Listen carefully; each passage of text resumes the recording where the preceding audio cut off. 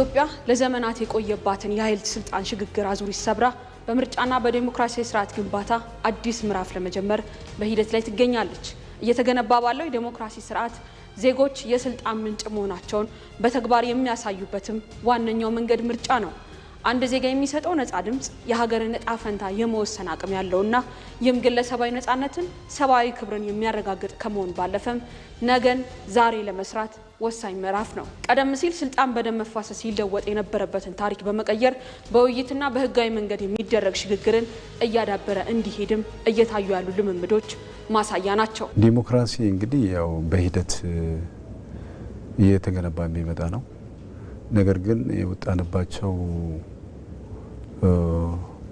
ያለፍንባቸው የዲሞክራሲ ስርዓቶች ይሄን ያህል ጥሩ ነው ብዬ አልወስድም። ብዙ ችግሮች የነበሩበት ውስብስብ ችግሮች የነበሩበት የዲሞክራሲ ስርዓት ነበረ። ስለዚህ እነዛ ደግሞ ብዙ ችግሮችን ፈጥረው በሀገሪቷ ላይ ያለፉበት ሁኔታ ነበር። ምርጫ ስንል አንዱ የዲሞክራሲ መገለጫ ነው። ምርጫን የምታደርግ ሀገር ደግሞ የዲሞክራሲን ስርዓት ግንባታ የምትከተል ሀገር ነች።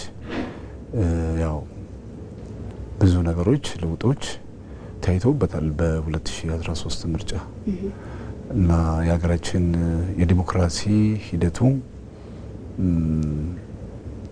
ከጨለማ ወደ ብርሃን የተለወጠበትና የተቀየረበት አሰራርን የዘረጋ ነው። ዛሬ በምርጫ ሂደት የሚታየው የሰላማዊ ውድድር ባህል ለሚቀጥለው ትውልድ የሚተላለፍ ትልቅ ቅርስ ተደርጎ ይወሰዳል። ችግሮችን በጦርነት ፋንታ በውይይት የመፍታት ባህልን ያዳብራል። እንደ ምርጫ ቦርድና ፍርድ ቤቶች እንዲሁም የጸጥታ ተቋማት ያሉ ገለልተኛና ጠንካራ ተቋማት እንዲሆኑም ያደርጋል። በትውልድ መካከል የወንድማማችነትንና የእኩልነት ስሜትንም ይገነባል። ለዚህ ደግሞ በቅርብ ዓመታት በተሰሩ የተቋማት ግንባታ ስራዎችም ተገልጠዋል። በዲሞክራሲያዊ መንገድ የሚጸና መንግስት የህዝብ ቅቡልነት ያለው በመሆኑ ኢትዮጵያ ከውጭና ከውስጥ ያሉ አደጋዎችን የመከላከል አቅሟ እየጠነከረ ይሄዳል። ምሰሶውም ህዝቡ የሆነ መንግስት በዛ በተመረጠው ስትራቴጂና ፖሊሲ እስከመራ ድረስ ጠንካራ ሀገረ መንግስት መገንባት ይችላል። ጠንካራ ህዝብን መፍጠር ይችላል። ኢኮኖሚን ማሳደግ ይችላል። ምክንያቱም የጋራ ውሳኔ ስለሆነ በዛ መልኩ እናያለን። ሀገር አቀፍ ብሔራዊ ምርጫ የተሻለ ነው። ቢሮ ተቀምጠሽ እጩዎችም በሲስተም እያስመዘገብሽበት ያለበት ነው። ዲሞክራሲው ስርዓት ምን ያህል ማበቡንና ምን ያህል እድገት ማምጣቱን አንዱ የሚመዘነው በዚህ ነው። ያ ደግሞ እንደዛ ሲሆን የሀሳብ ቤት የሀሳብ ፍጭት ቦታ እንደሚሆን እርግጠኛ ነኝ። የሀገራችን የዲሞክራሲ ስርዓት በማበብ ላይ መሆኑን ከወዲሁ የተረዳውበት ሂደት ነው ለኔ።